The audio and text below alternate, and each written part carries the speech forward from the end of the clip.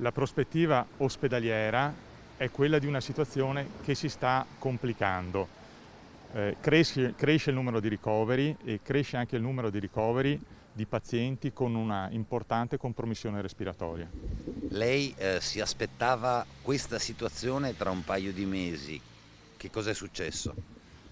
Io e anche altri credo ci aspettavamo di trovarci di fronte a un quadro del genere più avanti nel tempo. Probabilmente il cambiamento di abitudini sociali che c'è stato in quest'ultimo periodo ha contribuito ad accelerare l'evoluzione del contagio. Di che età media stiamo parlando?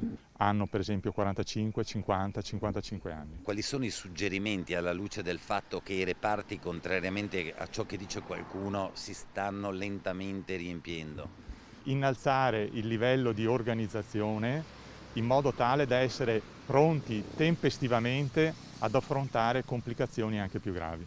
C'è molta confusione tra voi medici, scienziati ed esperti in generale. Alcuni sminuiscono la portata del virus, altri dicono che il fatto che ci siano tanti asintomatici significa una sorta di adattamento sulla popolazione. Io giudico quello che vedo e quello che vedo è il ripresentarsi di pazienti con una importante compromissione respiratoria, con polmoniti severe, con insufficienza respiratoria.